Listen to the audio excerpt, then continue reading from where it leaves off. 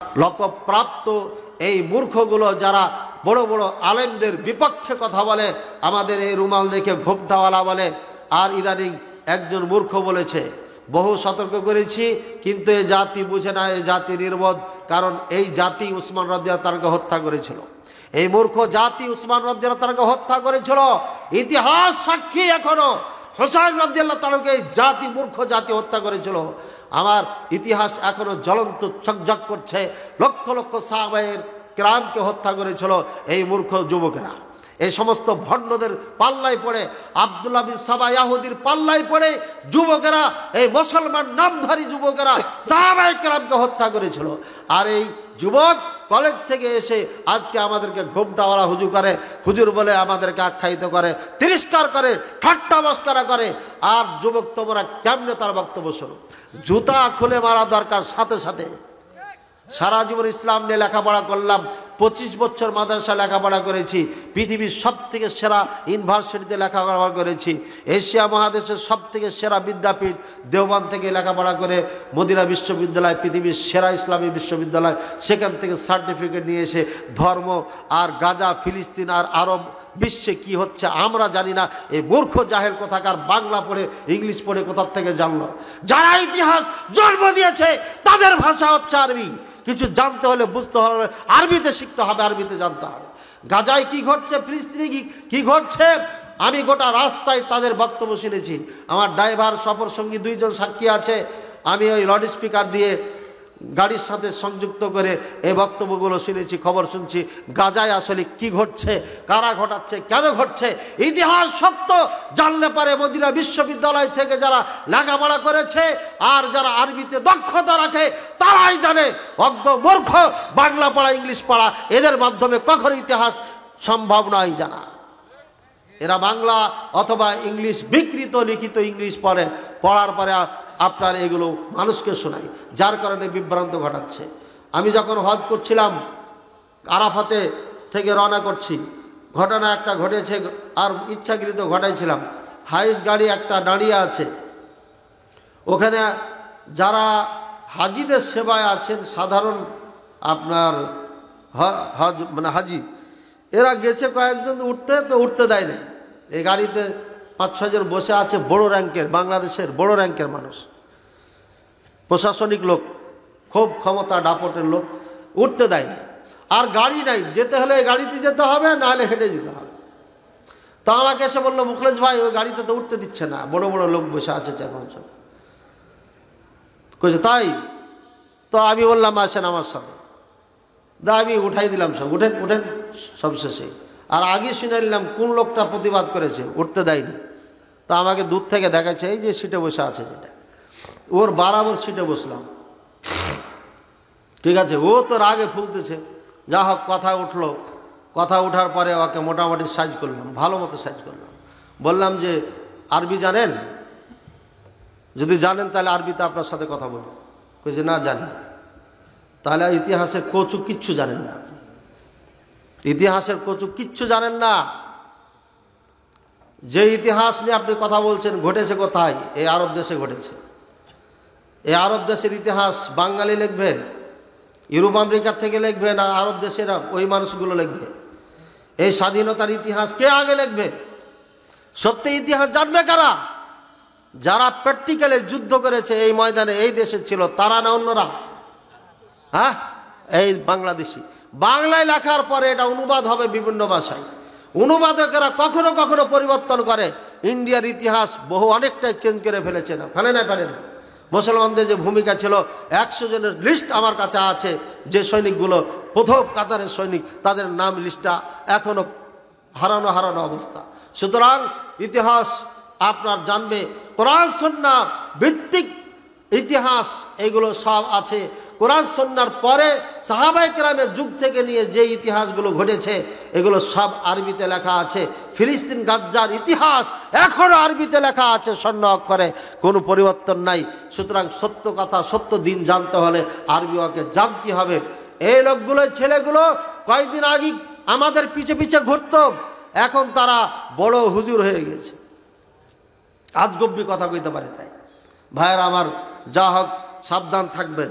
এদের থেকে সাবধান না থাকলে ওসমান রাদিয়াল্লাহু তাআলা আনহুকে যেভাবে আপনার 6,000 মতান্তরে 6,000 যুবকেরা হত্যা করেছিল, এই আপনারাই আমাদেরকে হত্যা করবেন।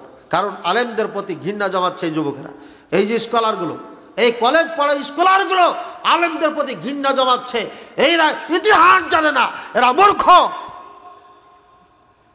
এই আবু তাহা আদনান এর নামটা এই জন্য নিলাম যেটা আপনাকে জানতে হবে। কিছুদিন আগে সে বলেছে, তোমরা যে আকিদা তাওহীদ ধারণ করে, যে আকিদা তাওহীদ গাজা ফিলিস্তিনের মুজাহিদদের বিপক্ষে দাঁড় করিয়েছে, ওই আকিদা তাওহীদে আমি থুতু মারি। বলে নাউজুবিল্লাহ। কথাটা খুব ভালো করে মনে করা, চিন্তা করে দেখেন। ও আমাকে থুতু মারি নাই, আমাকে থুতু মারলে আফসোস করতাম না। রাসূলুল্লাহ সাল্লাল্লাহু আলাইহি ওয়াসাল্লাম সাইয়্যিদুল মুরসালিন, সমস্ত নবীদের সর্দার, আল্লাহর সব থেকে প্রিয় বান্দা, পৃথিবীর সব থেকে দামি মানুষ, তার চেহারা মোবারক উকবা এই কাফের থুতু মেরেছিল। কিন্তু আবু তাহা আদনান কিসের উপর থুতু মেরেছে? রাসূলুল্লাহ সাল্লাল্লাহু আলাইহি ওয়াসাল্লামের আকীদা, সাহাবায়ে কেরামের তাওহীদ আকীদা, সালফে সালেহিনদের তাওহীদ আকীদা, যে আকীদা পোষণ আমরা করছি, মদিনা বিশ্ববিদ্যালয় থেকে যে আকীদা, যে তাওহীদ শিখে এসে বাংলার ঘরে ঘরে মুসলমানদের কাছে পৌঁছে দিচ্ছে, এই তাওহীদ আকীদাতে থুতু মেরেছে। আমি আশ্চর্য হলাম, এই মজলিসে কোনো মুসলমানের বাচ্চা ছিল না নাকি? ও যদি বলতো মুখলেস মাদারির মুখে থুতু মারলাম, ও যদি বলতো আবু বকর জাকারিয়ার মুখে থুতু মারলাম, ও যদি বলতো আপনার ডক্টর সাইফুল্লাহ, মঞ্জুর এলাহি, শহীদুল্লাহ খান, আব্দুল্লাহ ফারুক, যতগুলো আছে বড় বড় শাইখ মাশাইখদের নাম ধরে ধরে 1000 ব্যক্তির নাম ধরে যদি বলতো থুতু মারলাম, আমার কোনো আপত্তি ছিল না, আফসোস ছিল না। ভাবতাম যে এটা মূর্খ, এটা এভাবে বলেছে। কিন্তু ও আমাদের আকীদা তাওহীদ, যে আকীদা তাওহীদ কোরআন বলে, হাদিস বলে, রাসূলুল্লাহ সাল্লাল্লাহু আলাইহি ওয়াসাল্লাম শিখিয়েছেন, যে আকীদা তাওহীদ সাহাবায়ে কেরাম নিজে ধারণ করতেন, শিখিয়েছেন সন্তানদেরকে, যে আকীদা ইমাম বুখারী, মুসলিম, আবু দাউদ, তিরমিজি, নাসাঈ, ইমাম মালিক, ইমাম আহমদ, ইমাম শাফি, ইমাম আবু হানিফা রাহিমাহুল্লাহ ধারণ করতেন, এই আকীদার উপর থুতু মেরেছে। সুতরাং একে অতি দ্রুত আইনের আওতায় নিয়ে এসে একে কাঠগড়ায় দাঁড় করানো উচিত। তওবা করবে, আর না হয় একে যেখানে পাবেন সেখানে জুতা পিটা করবেন। এই সমস্ত স্কলারের চারায় মূল্য নাই ইসলামে। এরাই ফিতনা করেছে দেশে, এরা আলেমদের প্রতি ঘৃণা জমাচ্ছে। সুযোগ যখন পেয়ে যাবে, এই সরকার জঙ্গি দমনে খুব কঠোর, সুযোগ পাচ্ছে না ট্রেনিং নেওয়ার। সুযোগ পাইলে ট্রেনিং নিয়ে এরা আগে আলেমদেরকে হত্যা করবে, কারণ এরাই হচ্ছে জঙ্গির দাতা, এরাই হচ্ছে জঙ্গিদের লিডার হওয়ার জন্য ট্রেনিং দেওয়া লাগে না। এই সুকৌশলে এদের এই যুবকদের মাথা ধোলাই করে আলেম ওলামাদের বিপক্ষে দাঁড় করিয়ে দিচ্ছে। আর এই আবু তাহা আদনান আগের বক্তব্য দেখবেন, সব সময় সরকার বিরোধী কথা বলতো। এখন দেখছে জেল টেল খাটার পরে দেখছে বেড়ান টেড়ান তো খাতে হবে, তাহলে এখন সরকারের বিপক্ষে না বলে মৌলবীদের বিপক্ষে লাগি, মৌলবীর থেকে যুবকদেরকে সরাইতে পারলে পারে একদিন সফল হয়ে যাবে। যেভাবে আব্দুল্লাহ বিন সাবা ইয়াহুদি এমন চালাক চতুরতার সাথে কাজ করেছে, মুসলমান সন্তানকে দিয়ে ওসমান রাদিয়াল্লাহু তাআলা আনহুর মতো একজন জালিল কদর সাহাবীকে হত্যা করেছে। সুতরাং এই বোকা টাইপের যুবক যারা, তাদেরকে দিয়ে মাহফিল করাচ্ছে, এরা হত্যা করবে আমাদেরকে। মনে রাখেন, কথাটা বলে গেলাম, কাজে লাগবে, বেঁচে থাকি আর না থাকি আল্লাহ ভালো জানেন। ভাইয়ের আমার বলছিলেন, আমর বিন আস রাদিয়াল্লাহু তাআলা আনহু এভাবে আপনার মরণকে স্মরণ করছিলেন। ভাইয়ের আমার, জান্নাতে যাওয়ার জন্য আল্লাহ ফয়সালা দিয়ে দিবেন, বলবেন যে যাও জান্নাতে চলে যাও। আপনাকে আমাকে ভালো মানুষ আমল নামায় নেকি বেশি পেয়েছে, যাও জান্নাতে চলে যাও। পিছন থেকে ওই দাঁড়াও দাঁড়াও, নাউজুবিল্লাহ, আল্লাহ যেন এমন ডাক আমাদেরকে না দেয় কেউ। বলেন আল্লাহ। কোথায় যাচ্ছ? এই না তারও কোথায় যাচ্ছ? বলছে জান্নাত, আল্লাহ আমার জান্নাতের ফয়সালা করে দিয়েছে। বলছে না না না, কাজ আছে। বলবে আল্লাহ এই লোকটা আমার থেকে সম্পদ নিয়ে দেয় নাই। বলবে দিয়ে দাও। বলছে দেওয়ার তো কিচ্ছু নাই। বলছে গুনাহ নাও, এই গুনাহ নিয়ে জাহান্নামে চলে। বান্দার হক এমন কঠিন, জাহান্নামে যাবে জাহান্নামী, জাহান্নামে যাওয়ার সময় ওকে আটকাবে আর একজন, এই কই যাও? বলছে জাহান্নামে যাচ্ছি। জাহান্নামে যাবে, তো কাজ আছে, ব্যাক করো। আল্লাহকে বলবে আল্লাহ এ তো আমার টাকা নিয়েছে, টাকা নিয়ে দেয় নাই, যদি রিক্সায় উঠে এসে গরমে আমাকে ভাড়া দেয় না, 20 টাকা যায়, 5 টাকা বেশি দিলে সমস্যা কি আপনার? ও দাবি করেছে দিয়ে দেন, বেশি নিলে নেকি তো পাবেন আপনি, ওর সাথে মারামারি করেন কে? কত টাকা কোথায় গেলেন? এখনই যদি আপা ফোন দেয় কেমন আছেন, ও সারা রাত আপনি ফোন কথা বলবেন, তখন টাকা যায় না আপনার? রিক্সাওয়ালাকে 5 টাকা দিয়ে 1 টাকা দিয়ে মারামারি করে। ভাইয়ের আমার বলবে দাঁড়ান, জাহান্নামে যেলে হবে না, আমার পাওনা দিয়েছেন। তো যে পাওনা কেমন? আমি এমনি তো জাহান্নামী, জাহান্নামী এমনি তো জাহান্নামী, আমার পাপটা নিয়ে যাও, জাহান্নামের মেয়াদটা বেড়ে যাবে তোমার। এবার পাপ নিয়ে ফের জাহান্নামে যাও। বিসমিল্লাহ।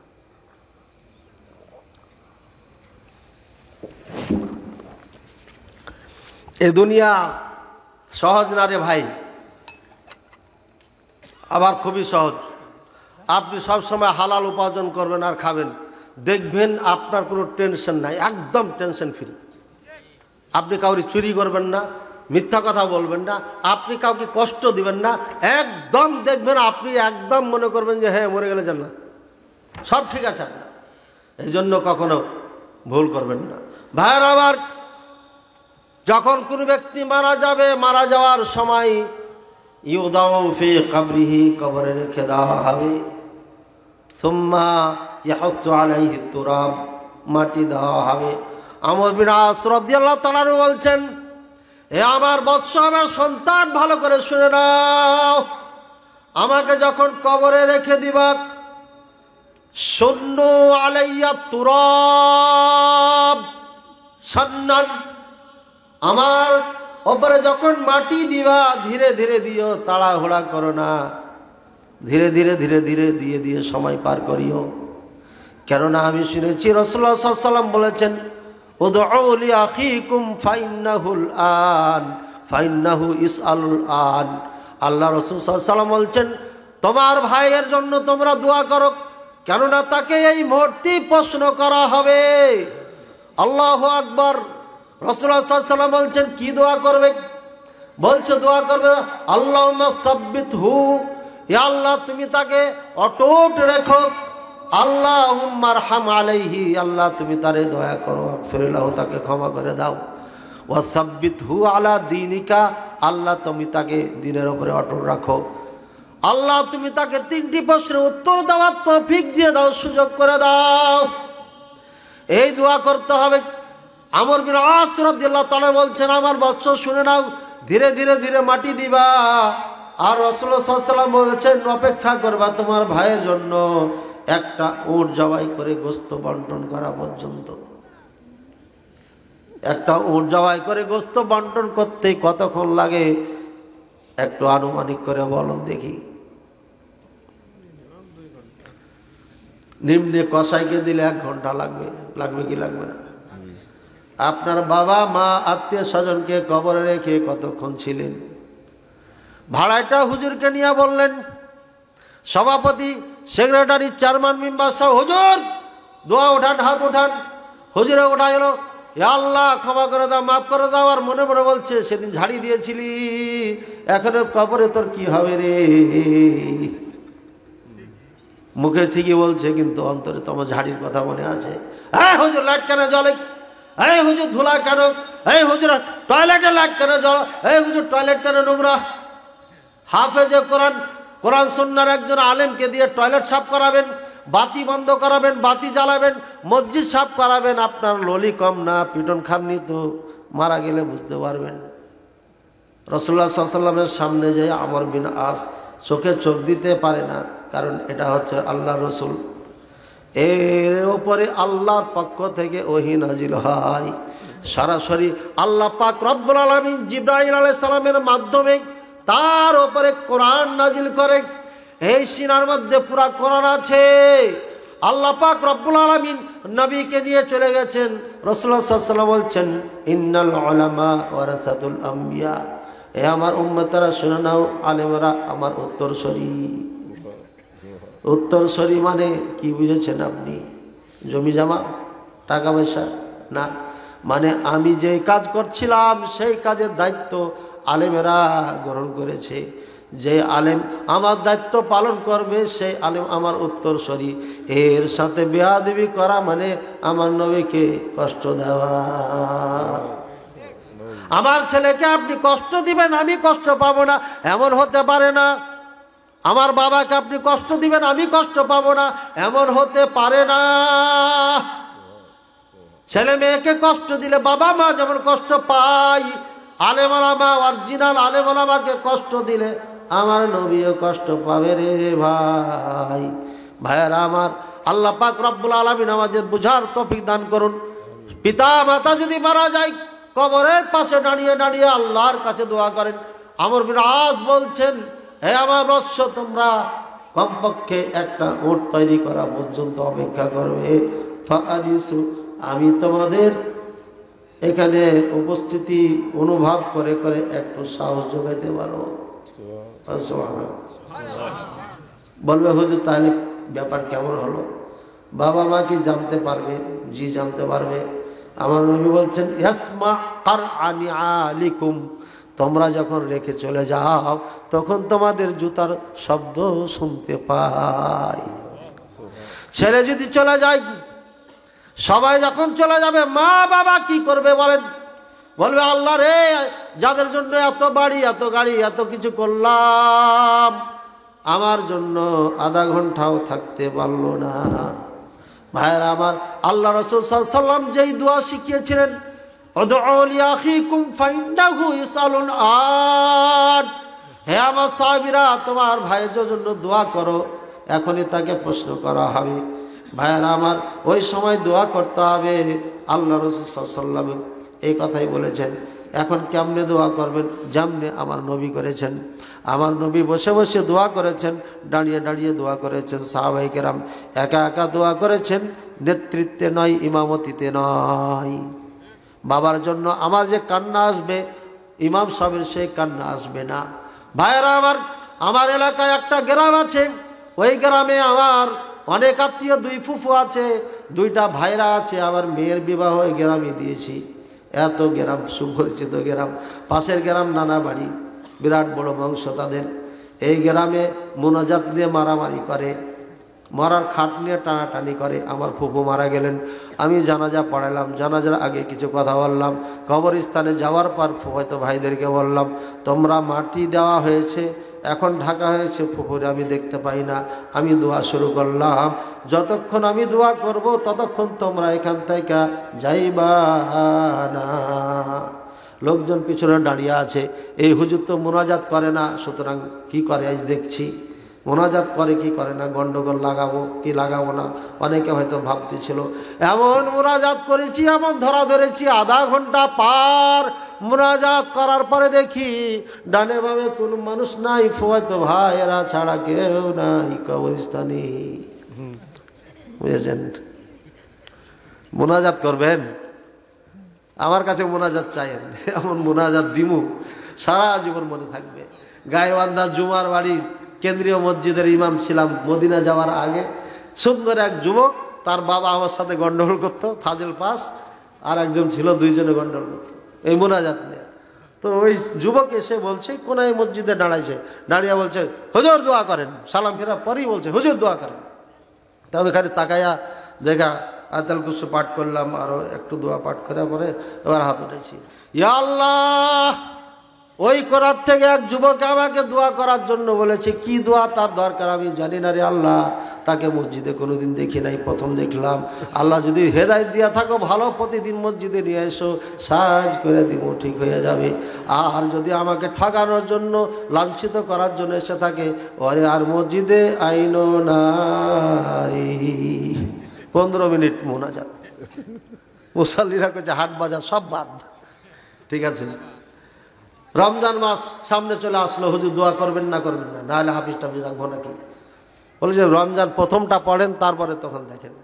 কোন হতে শুরু করলাম, ভেতরের কোন মুসাল্লিরা সালাম ফেরার পরে বলছে যদি আর আধা মিনিট দোয়া করতেন তাহলে ছেড়ে ছেড়ে পালিয়ে যেতাম। সেদিন দোয়া করেছিল, আল্লাহ আমাকে মদিনায় কবুল করে নাও। সবাই বলছে আমিন। কি মজা, চাইতেছে আমার জন্য, আর আপনারা বললেন আমিন। হয়তো তাদের দোয়া কবুল হয়ে গেছে, তাই না? মৌলবীর সাথে পাল্লা দিয়েন না, ওরাকে বাধ্য করিয়েন না। এমনি সম্মান শ্রদ্ধা করবেন, মন থেকে এমনি দোয়া আসবে, এমনি দোয়া আসবে। কথা বুঝছেন? সম্মান শ্রদ্ধা করলেই, ভালোবাসা মহব্বত হলেই এমনি দোয়া আসবে। আর জোর করে দোয়া করাবেন, ওই দোয়া কাজেই লাগবে না। ভাইয়ের আমার, প্রত্যেকটি সন্তানকে আলেম বানাইতে হবে। এই জন্য আমি যে মাদ্রাসা দিয়েছি, হাফেজে কোরআন যারা, তাদের জন্য সুবর্ণ সুযোগ।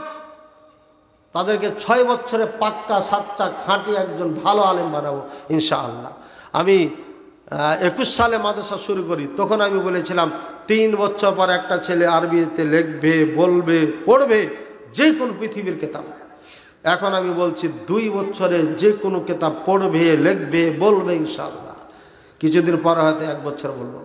আর আমি একটা গ্রামারে বই লিখেছি, মিয়াতু আমিল ওয়া নুবযাতুন আনিন নাহু। এই আরবি, সম্পূর্ণ আরবি টু আরবি, এই বইটা পড়াবো। আর একটা বই আছে পড়াবো, ধরে নিচ্ছি 29 পৃষ্ঠা, এটা বেশি না। তো তারপরও 3 মাস ধরে নিচ্ছি, ঘুরে ঘাড়াই এমন করে করানো হবে। আর একটা হলো নাহু আর সরফ, 2টা জিনিস লাগে আর আরবি ভাষা শিখতে। এই 2টাকে 6 মাস পড়াবো। 6 মাসের পরে প্রতিটি সন্তান যারাকে এটা পড়াবো, প্রত্যেকেই এই নাড়া আরবি পড়তে পারবে, যে কোনো আরবি ইনশাআল্লাহ, ইনশাআল্লাহ। এবং আরবিতে কথা বলবো। এবার ওয়াজটা সব বাদ দিয়ে এবার ছাত্র পড়াবো আগামীর থেকে, বুঝছেন? আমার বেতন হচ্ছে 60,000 টাকা। 60,000 টাকা শিক্ষক ওয়াজ করে বেড়াইলে পারে আলেম তৈরি করবে কেনা? বলেন। ফাঁকে ফাঁকে করবো, টাঙ্গাইলে করা যাবে, ক্লাস নিয়ে টিয়ে বিকালে রওনা করা যায়, আবার যে ক্লাস নেওয়া যাবে। বাকি বেশি দূরে চট্টগ্রামের দিকে যাওয়া যাবে না। ভাইয়ের আমার, বলছিলাম এই কিয়ামতের ময়দানে আর কবরের দিন কি হবে, এভাবে দেরি করবেন পিতা মাতার জন্য। আর যখনই মারা যাবে, রূহটাকে নিয়ে যাবে, মালাকুল মওত এসে মাথার পাশে বসবে, ইনদা রাসি ইয়াজলিসু ইনদা রাসি, মাথার নিকটে বসে। যারা মুমিন পাক্কা সাচ্চা, এগুলো আজ আমার হয়েছে, আর আগে নেটে যাবে, এই মৌসুমি হয়েছে, আপনারা শুনে নিন।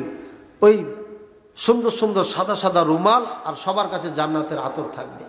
আপনার এটাকে নেওয়ার জন্য সবাই চাবে, দেন, আরে এত সুগন্ধি, এই রুহ আমি নিয়ে যাব। ও বলবে আমি নিয়ে যাব, সবাই মিলে নিয়ে যাবে। হাজরা আসর যেমন 4 জনে উঠিয়ে রেখেছিল, সবাই নিয়ে যেয়ে যখন আসমানে চলে যাবে, বলবে একটা হেলবাম, দরজা খোলো। খুঁজে মান হাজা, বলে হাজা ফলান নাম উদিন আলাহু, এর জন্য অনুমতির পারওয়ানা আমাদের কাছে এসে গেছে। দরজা খুলে দিতে দিতে দিতে 7 আসমান পর্যন্ত যাবে। আর যেখান দিয়ে যাবে খালি খুশবু আর খুশবু ছড়াবে, যেখান দিয়ে যাবে।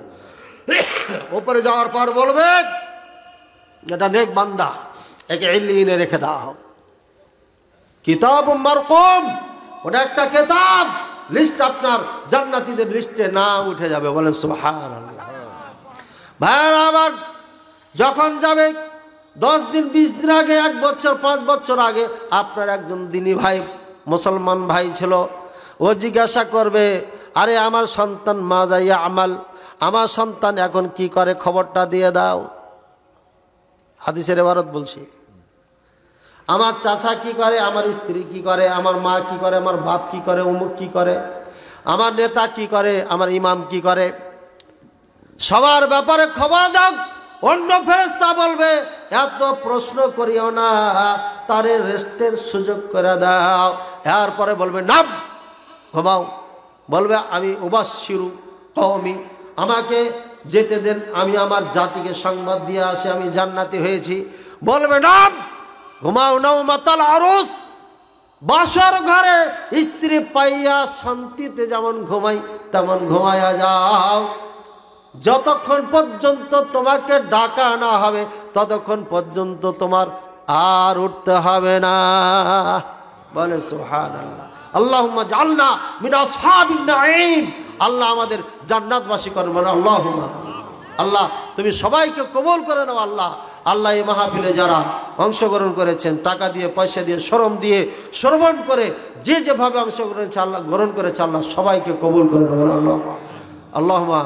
আল্লাহ সবাইকে তুমি জান্নাতবাসী বানিয়ে দাও। আল্লাহ আল্লাহ প্রত্যেককে কবুল করে নাও, মঞ্জুর করে নাও। আল্লাহ আল্লাহ আমাদের মাঝে যারা অসুস্থ আছে সুস্থতা দান করো, যারা ঋণগ্রস্ত আছে ঋণ মুক্ত করে দাও। আল্লাহ মাশাআল্লাহ প্রশ্ন আছে, আপনারা প্রশ্ন করতে পারবেন, মৌখিক প্রশ্নও করতে পারবেন যদি লিখতে না পারেন, আর লিখতে পারলে সব থেকে বেশি ভালো। প্রশ্ন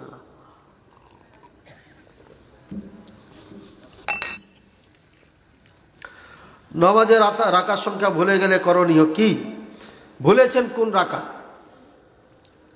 মনে করেন যে আপনি 2 রাকাত পড়লেন, 4 রাকাত সালাত বিশিষ্ট বা 3 রাকাত, 2 রাকাত পড়লেন না 1 রাকাত পড়লেন, 2 পড়লেন না 1 রাকাত পড়লেন, ঠিক আছে? যদি কম আর বেশির মধ্যে আপনার সন্দেহ হয় তাহলে কমটা ধরে নিন, আর 1 রাকাত পড়বেন, পড়ার পরে একদম লাস্টে সাউ সিজদা দিবেন, দিয়ে সালাম ফিরিয়ে দিবেন, ঠিক আছে? কখনো সাউ সিজদা দেওয়ার পরে সালাম ফিরতে হয়, কখনো সালাম ফিরার পরে আপনার সাউ সিজদা দিতে হয়। ভেজাল আছে। তো সাধারণ মানুষের জন্য ভেজাল মুক্ত করে দিচ্ছি। ভেজাল মুক্ত কি? আপনি সালাম ফিরার আগেও সিজদা দিলে চলবে, সালাম ফিরার পরও সাউ সিজদা দিলে চলবে, বুঝেছেন? এখন বেশি হয়ে গেল 1 রাকাত, 4 রাকাতের জায়গায় 5 রাকাত হয়ে গেছে, তখন কি করবেন? হ্যাঁ, তখনও সাউ সিজদা দিয়ে দেবেন। 5 রাকাত উঠে গেছেন, কেউ লোকমা দিয়েছে, সাথে সাথে বসে যান, অথবা পূর্ণ হয়ে গেছে, এরপরে মনে হলো আরে এটা তো 5ম রাকাত, তাহলে আপনি তখনই বসে যাবেন, তাশাহুদ দুরুদ সব কিছু পড়ার পরে সালাম ফিরিয়ে দিবেন, এরপরে সাউ সিজদা দিবেন, অথবা সাউ সিজদা দিয়ে সালাম দিবেন, 2 দিকে দুটাই চলবে, কোনো সমস্যা নাই। বুঝতে পেরেছি? যদি আরও কিছু থাকে তাহলে স্মরণ করাইবেন। আমানতের টাকা কারো উপকারে ধার দেওয়া যাবে কি? জি না, একদম ডন্ট টাচ করাই যাবে না। যেভাবে দিয়েছে ওইভাবেই রেখে দিতে হবে, নড়চড় করা যাবে না, খুচরাও করা যাবে না, গোটাও করা যাবে না, অনুমতি ছাড়া। ভালো করে মনে রাখ, যেভাবে দিয়েছে ওইভাবেই রাখতে হবে। হ্যাঁ, অনুমতি নিতে পারেন আপনি। ভাই আপনি তো দিলেন 5 টাকা, 10 টাকা, 20 টাকা, 1000 টাকা, আমি এটাকে গোটা বানিয়ে নেব, অথবা আমার টাকার মধ্যে রেখে দেব। যেভাবে দিলেন এভাবে দিতে হবে, রাখা সম্ভব না, আমার এত আলমারি নেই। আচ্ছা ঠিক আছে, সমস্যা নেই, সংখ্যা 5000 দিয়েছি, 5000 পাইলেই হবে, তাহলে আপনি সমস্যা নেই, ঠিক আছে? হ্যাঁ ভাই, আমি কি টাকাটা কোনো কাজে ব্যয় করতে পারবো? আপনি 5 দিন আগে জানাবেন, আমি দিয়ে দেবো। হ্যাঁ, ব্যয় করতে পারবেন, তাহলে আপনি ব্যয় করতে পারেন, ধার দিতে পারেন, সমস্যা নেই। কিন্তু অনুমতি যদি না দেয়, যদি বলে যেমনে দিলাম তেমনি রাখবেন, তেমনি দিবেন, তাহলে ওইভাবেই দিতে হবে, আপনাকে ওইভাবেই রাখতে হবে, বুঝেছেন? এর নাম হচ্ছে আমানত। আপনার স্ত্রী আপনার কাছে আমানত, খবরদার তেড়াবেড়া করবেন না। গালিগুলাজ দিয়েছেন তো একদম পিটন খাবেন কিয়ামতের দিন। বললাম না, স্ত্রী কি সব নেকি দিতে দিতে অবস্থা খারাপ হয়ে যাবে স্বামীদের। হ্যাঁ, মেয়ে মানুষ এমনি দুর্বল, বাপ মা সব কিছু ছেড়ে আপনার কাছে এসে, বেচারা কিচ্ছু নাই। বিয়ে হয়ে যাওয়ার পরে একটা মেয়ে বাবার বাড়িতে থাকে, শান্তি পায় না ভাই। আর যদি বাপ মা না থাকে তাহলে তো ওর জন্য জাহান্নাম। ওটা দাজ্জাল মার্কা যদি ভাবি হয় তাহলে তো ওটা একদম আরও অবস্থা খারাপ। এই জন্য একটা নারী আপনার কাছে আমানত, বাবা মা সব কিছু ছেড়ে ছুড়ে এসেছে আপনার কাছে, ওকে আদর যত্ন করে রাখবেন, ও আপনার সাথে গাদ্দারি করবে না। কথা বুঝছেন? ভালোবাসাই দিবেন না তো গাদ্দারি করবে না, কি করবে? এরপরেই তো গাদ্দার হয়, তাহলে পরে আর কি করবেন?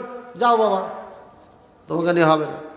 অগ্রিম জাকাত দেওয়া যাবে কি? জি, কিছু দেওয়া যাবে, সবগুলো না দিয়ে কিছু দিবেন, প্রয়োজন যদি হয়ে যায়। আবু তাহা মোহাম্মদ আদনান, ও মোহাম্মদ আছে মাঝখানে ওর নামে, বলেছে আহলে হাদিসদের 2টি মাযহাব আছে, মাযহাবে জাকারিয়া, মাযহাবে আব্দুর রাজ্জাক। এ ব্যাপারে আপনার মতামত জানতে চাই। জঘন্যতম মতামত নাকি আপনার? আর এটা মন্তব্য জঘন্যতম একটা মন্তব্য। আপনারা যারা আহলে হাদিস আছেন, আব্দুর রাজ্জাক বিন ইউসুফ সাহেব, ওনার মাযহাব মানেন? ওনার কোনো মাযহাব আছে? আবু বকর জাকারিয়া, ওনার কোনো মাযহাব আছে? তাহলে এটা কিসের জন্য বলেছে? ক্ষোভে বলেছে। আবু বকর জাকারিয়া সাহেব তার ব্যাপারে কথা বলেছে, এর জন্য ক্ষোভে বলেছে। ও আব্দুর রাজ্জাক বিন ইউসুফ সাহেব, উনিও বলেছে আরে বেটা ও মানুষ নাকি, ওকে মানুষই মনে করে, এই জন্য ক্ষোভ আছে তাই বলেছে। আমার ব্যাপারে একটু মুখ খুলে কম, এই জন্য যে আমি কল্লা ছিঁড়ে ফেলবো, ঠিক আছে, ওর বাড়ি চলে যাব মোনাজার আওয়াজ করতে। এই জন্য দেখবেন মৌলবি টুপুর টাপুর যাই করুক, আমার নাম নিলে ওকে 100 বার ভাবতে হবে, বুঝেছেন? ওমার যেমন যে রাস্তা দিয়ে গেলে পারে শয়তান রাস্তা চেঞ্জ করে ফেলতো, এই মৌলবিরা আমার নাম শুনলে পারে ওই এলাকা চেঞ্জ করে। আলহামদুলিল্লাহ, লা আকুলু ফখরান আকুলু শুকরান, আমি শুক্রিয়াতার বলছি, ফখর করে বলিনি। বহুত জায়গাতে যে মৌলবীর আমাকে চ্যালেঞ্জ দিয়েছে, ভারতে চাঁদপুরি সাহেব আমার সাথে মোনাজারা করুন, চাঁদপুরি যিনি হায়ার লেভেলের আলেম, মোনাজারা করলে মাহফিল করতে দিবে না, হলে দিবে না। আমি গেলাম মাগরিবের পরে যা দেখছি পুরা গ্রাম আলোবিহীন হয়ে গেছে, মসজিদে আলো নাই, একদম তালা মেরে মুয়াজ্জিন নাই, খাদেম নাই, কিচ্ছু নাই, সব পালাইছে। এটা বাংলাদেশের না, ভারতের কথা বললাম। কথা বুঝছেন? এই জন্য নেটে টেটে আমার ব্যাপারে কেউ মন্তব্য করে না, দেখবেন যে করবে বোকা খেপা। ইসলাম বুঝার জন্য পীরের মাজারে বা দরবারে যাওয়া যাবে কি? হারাম। মরার কাছে যাবেন কেন ভাই আপনি? জিন্দা পীর থাকতে মরার কাছে যাবেন কেন? জিন্দা পীর কে? আপনার মসজিদের ইমাম, যে কোরআন সুন্নাহর কথা বলে। জিন্দা পীর পিতামাতা, আপনার গ্রামের মাই মুরব্বী, এদের সেবা করেন, এদেরকে খুশি করেন, ছোট বড় সবার সাথে ভালো আচরণ করেন। এটা হচ্ছে সব থেকে বড় পীর আপনার। কোন মুলবির কাছে ধর্ণা দিয়ে, হাদিয়া দিয়া, টাকা দিয়া, গরু দিয়া উরুসে যে জান্নাত কিনবে এমন পৃথিবীতে কোনো দলিল নেই। নিজে আমল করতে হবে, নিজে ভালো হতে হবে, আপনার দ্বারা কেউ কষ্ট না পায়। আপনি কাউরি দ্বারা পাবেন না, আপনি তো পাবেনই ভালোভাবে থাকলে চললে, কিন্তু আপনার দ্বারা যেন কেউ কষ্ট না পায়, তাহলে আপনি হলেন বড় পীর। আর আমাদের বাংলাদেশে যতগুলো আছে এগুলো সব ভণ্ড, একটাও ভালো নেই। কয়ে দিলাম, নাম ধরে বলার দরকার নাই, বললাম একটাও ভালো নাই, সব ভণ্ড। যে রাজি, যদি কেউ পারেন চ্যালেঞ্জ করেন আমার কাছে যে না এই পীর ভালো আছে। পীর মানি ভণ্ড, পীর মানি ধোকাবাজ, পীর মানি ইমান লুণ্ঠনকারী। আল্লাহ বুঝা তবিদার। পাকা চুল বা দাড়ি তুলে ফেলা যাবে কি না?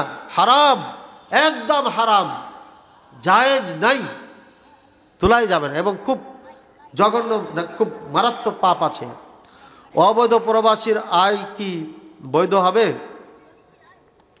তেনমোহর না দিয়ে বাকিতে বিয়ে করে তাদের বিয়ে কি বৈধ? অবৈধভাবে বিদেশে থাকে, মানে ওই দেশের পারমিশন নেই, পাসপোর্ট ভিসা করে যাওয়ার পরে পাসপোর্ট ভিসা ফেলে দেওয়া, চুরি চুরি করে কাজ করে বেড়ায়। এক নম্বরে এরা অশান্তিতে আছে, চরম অশান্তিতে আছে। এরপরে কোনো কারণবশত যদি এমন হয়ে যায়, হ্যাঁ, তাহলে পারে তার আয় কোনো সমস্যা নেই। কারণবশত হয়ে গেছে তাহলে কোনো সমস্যা নাই, তার আয় হালাল, একদম 100% হালাল, যদি হালাল উপার্জন করে। আর যদি ইচ্ছাকৃত করে তাহলে পারে রাষ্ট্রের আইন অমান্য করার কারণে তার পাপ হবে। এজন্য আল্লাহর কাছে ক্ষমা চেতে হবে, পারলে সরকারের কাছে ক্ষমা চাবে। দেনমোহর না দিয়ে বাকিতে বিয়ে করলে বিয়ে বৈধ কিনা? বৈধ। বাকিতে মোহর দিয়ে বিয়ে করা যায়, কোনো সমস্যা নেই। এখন কথা হলো যে মোহর বাঁধলই না, বাধাই হয়নি। কেউ বলেছে, হ্যাঁ, কেউ বলেছে যে আমার মেয়ে তোমার সাথে বিয়ে দিলাম, প্রাপ্ত উপযুক্ত একটা বয়সের ছেলেকে বলেছে, তখন সে বলল আমি কবুল করলাম, দুইজন সাক্ষী আছে, তাহলে হয়ে গেল। একটা কথা মনে রাখবেন, মোহরটা অত্যন্ত গুরুত্বপূর্ণ, ওয়াজিব, এটা দিতে হবে, কিন্তু এটা আরকানও না, শর্ত না। বিবাহ করার জন্য রুকুনও না, আবার কিনা শর্ত না। রুকুন যেটা ঠিক থাকবে, শর্ত ঠিক হবে, বিয়ে হয়ে যাবে। এখন মোহর ধার্য করা হয় নাই, তাহলে পারে মোহর কিভাবে দিবে? যদি তার স্ত্রী থাকে একাধিক, তাহলে ওই স্ত্রীদের যে মোহর আছে এই মোহর ধার্য হবে, অথবা ফুফুর যে মোহর আছে, ফুফুর খালার মোহর সেটা সে দিবে, ফুফুরটাই গ্রহণযোগ্যতা পাবে বেশি। সুতরাং মোহর না হলে মোহরে আপনার অন্যরে মিছিল দিবে, একে বলা হয় মোহরে মিছিল, অর্থাৎ ফুফুর বা বোন এদের যে মোহর আছে মোটা, অথবা যেই যাকে বিয়ে করেছে তার বোন, যে কোনো একটা ধরে নিতে পারবে। নামাজে চুলকালে বা মশা কামড়াইলে কি করতে হবে? চুলকান এমনি আসে, শয়তানে আবার একটু একটু করে কখনো কখনো পিন করে, কাজে ওটার দিকে খেয়াল দিবেন না, একদম কবরে চলে যাবেন, হাসর ময়দানে আল্লাহকে সামনে হাজির নাজির যেরকম সালা শুরু করবেন। এরপরেও যদি দেখা যায় থামা যাচ্ছে না, অন্য মনস্ক হয়ে যাচ্ছে, তখন হালকা করে একটু দিয়ে দেবেন, চুলকে নেবেন। মশা যদি হয় এবার ঠিক আছে, সহ্য করতে পারলে ভালো, সহ্য করতে না পারলে খুব সতর্কতার সাথে ওকে তাড়াই দিতে হবে। আমালু কাসির, অধিক যদি নড়াচড়া করেন, অধিক যদি আপনার চুলকাচুলকি করেন, যে অন্য একজন দেখে মনে করছে ও নামাজ পড়ছে কি না সন্দেহ হয়ে পড়ে, তাহলে আপনার নামাজ ভঙ্গ হয়ে যাবে। এজন্য আমলে কাসির করা যাবে না, খুব শর্টে এই কাজগুলা সারতে পারবে। আল্লাহ তাআলা বুঝাতে হবে। এই শীতে ফরজ গোসলের পরিবর্তে তায়াম্মুম করে সালাত আদায় করা জায়েজ হবে কি? যদি আপনি মনে করেন যে হ্যাঁ গোসল করলে আমি অসুস্থ হয়ে যাব, গোসল করলে আমি সমস্যা পড়ে যাব, তখন তায়াম্মুম করে সালাত আদায় করবেন। জন্মদিনে কেক বিক্রয় করা কি জায়েজ? কেক বিক্রয় করা জায়েজ, কেকের সাথে জন্মদিনের কোনো সম্পর্ক নেই। আমি যখন কেক ক্রয় করতে যাই তখন বার্থডে কেক আছে, আছে, ওর নামই বার্থডে কেক হয়ে গেছে। ওটা তো ডিজাইন করে তৈরি করে খাওয়ার জন্য, বার্থডে পালন করার জন্য তো না, নাকি? কাজে ওর বিক্রি করার জন্য সমস্যা নেই, যিনি পালন করতেছে তার জন্য সমস্যা। কথা বুঝেছেন? মোবাইল সমস্যা না, সমস্যা ব্যবহারকারী। মাইক সমস্যা না, সমস্যা ব্যবহারকারী। কাজে কেক তৈরিতে কোনো সমস্যা নাই। আমদানিকৃত ফ্রিজের মাংস কি হালাল? বিদেশ থেকে গোশত আসে, এটা দুই ধরনের। যদি মুসলিম দেশ থেকে আসে তাহলে আপনি বুঝে নিতে হবে মুসলিম এটা পাঠাইছে। যদি জানা না থাকে, জানা থাকলে তো কথাই নেই, তাহলে ওটা আপনি বিসমিল্লাহ করে খেয়ে নেবেন। আর যদি ভিন দেশ কাফেরের দেশ থেকে আসে, সেখানে যদি লেখা থাকে 100 হালাল, তাহলে আপনি বিসমিল্লাহ করে খেয়ে নেবেন, হালাল। কিন্তু যদি ওখানে 100 হালাল না লেখা থাকে, হালাল হারাম ব্যাপারে কোনো দিক নির্দেশনা না থাকে, তাহলে ওটা হারাম, ওটা খাওয়া যাবে না। বুঝেছেন কথা? আল্লাহর নাম ছাড়া যদি জবাই করা হয় তাহলে ওই পশু হারাম, ওই পশু খাওয়া যাবে না। বিসমিল্লাহ ছাড়া ইচ্ছাকৃত কেউ যদি জবাই না করে তাহলে পরে এটা হালাল হবে না, হারাম হয়ে যাবে। যেমন হিন্দুরা জবাই করে, আল্লাহর নাম নেয় না, এই জবাই হারাম, হারাম, হালাল না। হ্যাঁ, ভুলে বিসমিল্লাহ বলে নাই, ভুলে বিসমিল্লাহ ভুলে গেছে, এখন খাবে কি খাবে না, মতনৈক্য থাকলেও আপনি খেতে পারবেন, মতনৈক্য থাকলেও খেতে পারবেন। কাটতে কাটতে কল্লা কেটে দুদিকে দুইটা চলে গেছে। অনেকে বলে যে এই মুরগি আর খাবো না, কল্লা দুই দিকে চলে গেছে না, কল্লা পার হয়ে গেছে। বলে এটা ইন্ডিয়ার কারণে প্রভাবিত হয়েছে আমরা। হিন্দুরা এক কোপে মেরে দেয়, কল্লা পার করে দেয়, ওটার সাথে মিল খেয়ে যাওয়ার কারণে এখন বলছে কল্লা ওইদিকে ছুটে গেছে, খাওয়া যাবে না। না, আপনি তো বিসমিল্লাহ বলেছেন, বিসমিল্লাহ আল্লাহু আকবার বলে জবাই করেছেন, কল্লা পার হয়ে গেছে তো হয়েছে, সমস্যা কি? পার হলে সমস্যা নাই, 100 হালাল খেতে পারবেন, কোনো সমস্যা নেই। মা বাবার খিদমতের উদ্দেশ্যে বিয়ে করা যাবে কি না? 100 যাবে। কেন যাবে না ভাই? শুধু খিদমতের জন্য হবে না, আপনার তো দরকার আছে খিদমতের। মেয়ের বিয়ের বাজার কি মহারানা থেকে কাটা যাবে? এমন জিনিস দিয়েছেন যেটা নিত্য প্রয়োজনীয় না। কাপড় চোপড় যেটা নিত্য প্রয়োজন সবসময় লাগে, দৈনন্দিন লাগে, এসব ছাড়া অলংকার, স্বর্ণ, দামি শাড়ি দিয়েছেন, মাঝে মাঝে শখ করে পড়বে, এটা দেওয়া দরকার ছিল না, তারপরে দিয়েছেন, তাহলে পারে ওইগুলোকে আপনি মোহরের আওতায় আনতে পারবেন, সমস্যা নেই। মোহর আর কাবিন কি একই? না, মোহর আর কাবিন কি? কাবিন তো এটা পরে আবিষ্কার হয়েছে। মোহর হচ্ছে স্ত্রীর হক, ওই যে হকের কথা বললাম, মোহর না দিলে স্ত্রীকে কিয়ামতের দিন দিতে হবে। মোহর হচ্ছে কিসে, কার হক? স্ত্রীর হক। 1 টাকা মোহর করেছেন, 1 টাকা ওকে দিতেই হবে, নগদ দেওয়াই ভালো। বাসর রাতে স্ত্রীর কাছে যাওয়ার সময় অবশ্যই কিছু দিয়ে দিবেন। আপনার 1 লাখ টাকা মোহর আছে, 1 লাখ টাকা নাই, তাহলে 10,000 টাকা দেন, কিছু দিয়ে স্ত্রীর কাছে যাবেন। বুঝেছেন কথা? কিছু না কিছু দিয়ে স্ত্রীর কাছে যাবেন, বাকিটা পরে ধীরে ধীরে দিয়ে দিবেন। এটা হলো মোহর। আর কাবিন হচ্ছে কাজী সাহেবের খাতায়, রেজিস্টারের খাতায় নাম ওঠা, রেজিস্টার করা। এটা পরে ইন্ডিয়ার থেকে আবিষ্কার হয়েছে, এটা আগে ছিল না। মারা গেছে, মারা যাওয়ার পরে 6 জন স্ত্রী এসে বলছে ওটা আমার স্বামী ছিল। ওই যে কি পড়ে মারা গেল না উত্তরাতে, 6 জন এসে বলছে আমার এটা বা স্বামী ছিল। তাহলে স্বামী যদি দাবি করে কাবির নামা দেখাইতে হবে। এই জন্য বোম্বাইতে কাজ হয়েছিল, স্ত্রী বলে অস্বীকার করে, তখন কোর্ট বলেছিল ডকুমেন্টস দাও, কাবির নামা দাও, কোনো লিখিত আছে কিনা বিবাহ সাক্ষী প্রমাণ নাই, এই জন্য। আর এটা ইসলামে আছে, মহিম কোনো কাজ যখন করবে তখন এটা সাক্ষী লেখা পড়া করে নাও, 2 সাক্ষী রাখো, এটা তো ভালো কাজ। ঋণ ধার নেওয়ার ব্যাপারে সূরা বাকারার একদম শেষ আয়াতে, শেষের আগে পৃষ্ঠাতে এটা আছে। কাজী আপনারা ওটা লেখালেখিটা আর অন্য জিনিস, আর মোহর অন্য জিনিস। আদম ব্যবসা কি জায়েজ? বাংলাদেশে যেভাবে আদম ব্যবসা হয় এটা হারাম, জায়েজ নাই। হাজারো মানুষকে নিয়ে যে ধোকা দিয়ে তাদের জুলুম নির্যাতন করতেছে, এই জন্য এই ব্যবসা জায়েজ নাই। সততার সাথে সৌদি আরবের মানুষ একটা ভিসা বের করতে 2000 টাকা লাগে ওই দেশে। তো 2000 টাকা যদি হয় তাহলে 20,000 টাকা ওই সবাই, নাকি ভুল বললাম? এরকম একটা অফার ইটালির থেকে আমাকে এসেছে, শাইখ আমরা এখানে 17-18 লক্ষ টাকা এক একজন দেয়, তবে আপনি যদি আমার এই কাজটা করেন, দিদি ভাই ভালো যারা তাদেরকে পাঠান, হ্যাঁ অল্প পয়সায় 5, 6, 4 এর মধ্যে এটা পাঠাতে পারবেন। আপনি যদি বেশি নেন তো নেবেন, সমস্যা নেই। আমি বললাম পারবো না। অল্প বয়সে বিয়ে করার ফজিলত কি? অল্প বয়স মানে কি বোঝাচ্ছেন? 12-13? বিয়ে অল্প বয়সে বিয়ে করার অধিকার নাই। এই যে তো বয়সই হয়নি, ওর ছেলের কথা বলছে, এটা ছেলে হোক মেয়ে হোক অল্প বয়সে নয়। বালেগ হওয়ার আগে বাপ মা বিয়ে দিতে পারে, বাবাই বিয়ে দিতে পারে। হ্যাঁ, বালেগ যদি হয়ে যায় ছেলে, তখন সে নিজে বিয়ে করতে পারবে, তখন আর বাবার দরকার নেই। মেয়েদের ক্ষেত্রে একদম জন্ম থেকে মরণ পর্যন্ত ওলি ছাড়া বিবাহ হবে না। লা নিকাহা ইল্লা বিওয়ালিয়্যিন, মেয়ের জন্য অবশ্যই লাগবে। অল্প বয়স বলতে যদি আপনি বুঝান, বালেগ হয়েছি কেবল 16, 17, 18 বছর বয়স, উপকার কি? উপকার তো বোঝা যাচ্ছে, বিয়ে করলে তাড়াতাড়ি বাচ্চা হবে, বাচ্চা হলে পরে তাড়াতাড়ি মানুষ করা যাবে। 20 বছরে বিয়ে করেছেন আপনি, বাচ্চা হয়ে গেল, প্রথম বাসর রাতে আপনার বাচ্চা আসলো, তাহলে কয়দিন পরে বাচ্চাটা আসবে দুনিয়াতে?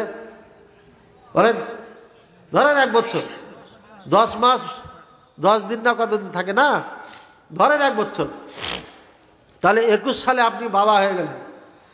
এই ছেলেটা পড়তে লেখাপড়া করতে করতে কখন শেষ করবে লেখাপড়া? 27 বছর। 27 বছর, তাহলে 27 বছর তখন আপনার বয়স কত হবে? হিসাব করেন। 47, 48, 50, 50 বছর বয়স। 50 বছর বয়স যখন আপনার হবে, তখন আপনার সন্তানটা কামাই করা শুরু করবে। আর আপনি যদি 50 বছর বয়সে যে বাচ্চা নেন, তাহলে আর কামাই করে খাইতে হবে না, কথাও শুনবে না। এখন আব্দুর রহিম এভাবে ডাকবে, এখনকার ডাক কেমন? এই একটা চোখ দেখার জন্য অবস্থা খারাপ, ঠিক আছে। আর যখন আপনি বুড়া হয়ে যান, বেটা আব্দুর রহিম চলে না, তো গরম দিলে তো হবে না, বুঝছেন? তো এই ছেলে আপনার মানুষও হবে না। এই জন্য সঠিক সময়ে 20 থেকে 22, 22 থেকে 25 এর মধ্যে বিয়ে করতে হবে ছেলেদের। 25 পার করা যাবে না, 25 পার করলে সমস্যা আছে। আর মেয়েদের জন্য যত তাড়াতাড়ি দিবেন তত ভালো। সরকারের এই আইন মানি না, 18 বছর আগে বিয়ে দেওয়া যাবে না। আমার মেয়ের বিয়ে দিয়েছি, কত বছর বয়স? কেবল 17 চলছে, ধুমধাম করে গেট টেট বানিয়ে বিয়ে দিয়েছি, পুলিশ টুলিশ কিচ্ছু আসে না। আজব কারবার, সবার বেলা পুলিশ চলে আসে, কই পুলিশ আসলো? কেবল 17 বছর চলছে, বিয়ে দিয়ে দিয়েছি। ভাই, সরকার বাধা দেয় না, কিন্তু আপনি কাজ করলে বাধা দিবেন। এটা আইন বানিয়ে রেখেছে। এর মধ্যে কিছু আপনার ব্যতিক্রম ঘটনা ঘটে থাকে, ছেলের মেয়ের দিকে না দেখে বাচ্চা সন্তান নেয়, এরপরে সমস্যা হয়ে যায়, লেখাপড়ায় ব্যাঘাত ঘটে যায়, ইত্যাদি ইত্যাদির কারণে এটা করা হয়েছে। কিন্তু বিয়ে না দেওয়ার কারণে বোটানিক্যাল গার্ড তো আছি, রমনা পার্কটা সব নাপাক হয়ে গেল, সব নাপাক হয়ে গেছে। এগুলো তো নামাজই পড়া যাবে না। বোটানিক্যাল গার্ডে যান, নামাজ পড়তে পারবেন না, সব নাপাক, জমিনকে সব নাপাক করে দিয়েছে, বুঝলেন? রমনা পার্কে যেয়ে দেখেন, একটা জায়গা নাই বাংলাদেশে আপনি ফ্যামিলি নিয়ে সন্তান নিয়ে ওখানে ঘুরবেন, একটু বিনোদনের জন্য যাবেন, সব দেখবেন 18 বছর আগের থেকে শুরু করেছে। তো এগুলো পারে, আবার বিয়ে করে পারে না কেন? হ্যাঁ, ওই জন্য বললাম। আচ্ছা, ঋণ করে কোরবানি দিলে কোরবানি আদায় হবে কি? জি হবে, সমস্যা নেই। বিয়ের ক্ষেত্রে পাত্র অনুসন্ধান করতে আসলে মেয়ের দোষ বলে দিলে গীবত হবে কি? হ্যাঁ, যদি আপনাকে জিজ্ঞাসা করে তাহলে আপনাকে সত্যটা বলতে হবে, সত্য যেটা এটা বলবেন। সত্যটা যদি বলেন আপনি, তাহলে আপনার ইনশাল্লাহ দোষ হবে না। আর যদি আপনি হিংসা করে বিবাহ নষ্ট করার জন্য বলে থাকেন, তাহলে অবশ্যই দোষ, এতে কোনো সন্দেহ নাই। আপনাকে দেখতে হবে, মানুষ ভুল ত্রুটি উঠবে না, ভুলটা কেমন, দোষটা কেমন, ত্রুটিটা কেমন। যদি ত্রুটি এমন জঘন্যতম হয়ে যায় যেটা বর পক্ষ মেনে নিতে পারবে না, তাহলে বলতে হবে। আর সাধারণ কিছু থাকলে ওইটা না বলাই ভালো। বুকের ওপর হাত বাঁধার সহি কোনো দলিল আছে কি? জি, বুখারীতে আছে। আমি এর আগে মাহফিলে বলেছি, বহু মাহফিলে বলা হয়েছে। মুখলিস বিন আরশাদ মাদানী লেখে নেটে সার্চ দিবেন, ইউটিউবে পাবেন ইনশাআল্লাহ। শায়েখ আহমদুল্লাহ হর আলোচনা শোনা যাবে কি, এটা আমি আলোচনা করেছি। এই যে গত কয়েকদিন আগে কথা, এটা 18 তারিখের মাহফিলে বলেছি। হ্যাঁ, ওনাকে নিয়ে একটা মন্তব্য করেছিলাম। উনি সহিহ আকীদার আহলে হাদিসদের ক্ষতি ছাড়া উপকার করে নাই। আজকে খালি এতটুকু বলি, ডক্টর খন্দকার আবদুল্লাহ জাহাঙ্গীর রাহিমাহুল্লাহ চিনেন আপনি? চিনেন আপনারা? মারা গেছেন যে। ওনার একটা বিশাল মাদ্রাসা আছে। একজন দাতাতে মাদ্রাসা বানিয়ে দিয়েছিলেন, একজন দাতা। তো সেই মাদ্রাসাটাকে ইনি এই আহমদুল্লাহ সাহেব ওস্তাদ পরিচয় দিয়ে ওনার ট্রাস্টের নাম ছিল কি? আস-সুন্নাহ ট্রাস্ট। সুকৌশল করে আস-সুন্নাহ ফাউন্ডেশন নাম দিয়েছে। আমরা প্রথম মনে করতাম ওটাই মনে হয় হাইল ধরলো সে। আমরা ওটাই মনে করেছিলাম যে জাহাঙ্গীর ডক্টর আবদুল্লাহ খন্দকার খন্দকার আবদুল্লাহ জাহাঙ্গীর রহিমাহুল্লাহ হাইল মনে হয় ধরলো ইনি, এটাই ভেবেছিলাম। কিন্তু সুকৌশলে সুন্নাহ কথাটা নিয়ে ট্রাস্টের জায়গায় ফাউন্ডেশন লাগিয়ে দিয়ে এটা নিজে সুকৌশলে মানুষকে নিজের দিকে আকৃষ্ট করেছে ফজিলত বলে বলে ওই মাদ্রাসাটাকে পুরোপুরি হানাফিদের হাতে উঠিয়ে দিয়েছে। একটা সহিহ আকীদার মানুষকে রাখা হয় নাই সেখানে। ইনার কারণে এই মাদ্রাসাটা সহিহ আকীদার থেকে বেদাতীদের হাতে চলে গেছে। আল্লাহ হেদায়েত করুন। এই খবরগুলো জানেন না যারা আহলে হাদিস ওলামায়ে কেরামকে নিয়ে আক্ষেপ, নাকি ক্ষোভ প্রকাশ করে, ঘৃণা প্রকাশ করে, বুঝবেন এরই মধ্যে সমস্যা আছে। বেদাতি ছাড়া আহলে হাদিস ওলামায়ে কেরামদেরকে কখনো ঘৃণা করবে না, এটা মনে রাখেন। বেদাতি ছাড়া, এটা আমাদের কথা না, আগেকার ওলামায়ে কেরামদের কথা। নামাজে তাশাহুদের বৈঠকে আঙ্গুল নাড়ানোর গুরুত্ব কতটুকু জানতে চাই। এটা মুস্তাহাব, সুন্নাহ। আস্তে আস্তে ভাবে ঘুরাবে, এভাবে না। এটা শয়তানকে মারা হয়। লাই আসাদ্দু আলা শাইতানি মিনাল হাদিদ। লোহার ম্যাট দিয়ে আঘাত করার থেকে এটা কঠিনভাবে আঘাত করে। কাজী মারবেন তখন কি ধৈর্য আস্তে করে জোরে সরে মারবেন না দেরি করে মারবেন? হ্যাঁ, জোরে সরে মারবেন না। তা শয়তানকে এবার ধৈর্য ধীরে মারবেন, ধীরে ধীরে এইভাবে, জোরে জোরে। এটা সুন্নাত মুস্তাহাব করবেন। অন্য দৃষ্টি কাড়া সত্ত্বেও কি আঙ্গুল নড়াতে হবে? ভাই, এই হিল্লাল্লাহ জিকির করে তো অন্য দৃষ্টি আকর্ষণ হয় না, কাড়ে না? সবাই যখন ঝুঁকে তখন তো সবাই একই হয়ে গেল। সবাই যখন আঙ্গুল নড়াবে তখন কি আর দৃষ্টি কাউরি আকর্ষণ করা হবে? হ্যাঁ, শয়তানকে মারা হয় এটা দিয়া। এখন হানাফি ভাইরা শয়তানকে ভালোবাসে বলে একবার খালি হুমকি দেয়, খবরদার আসিস না, একবার হুমকি দিয়ে রেখে দেয়। আর আমরা শয়তানকে দুশ্মন মনে করি, কোরআনে বলেছে দুশ্মন, তাই আমরা দুশ্মনকে পিটাচ্ছি। আল্লাহ রসুল পিটাইছেন, আমরা পিটাচ্ছি, কথা বলছেন। সুতরাং সবাই যদি পিটাই তখন তার কাউরি দৃষ্টির সমস্যা হবে না। যারা সুন্নাত পালন করে না তাদের জন্য কেউ সুন্নাত পালন করলে দৃষ্টি মনে হয় নাকি দৃষ্টি আকর্ষণ মনে হয়, ডিস্টার্ব মনে হয়। আল্লাহ হেদায়েত দান করুন তাদের। জামাতে শরীক হয়ে সালাত আদায় করা অবস্থায় উজু ছুটে গেলে পুনরায় উজু করে জামাতে শরীক হলে পূর্বের রাকাতগুলো আবার আদায় করতে হবে কি না? যে না, আদায় করতে হবে না।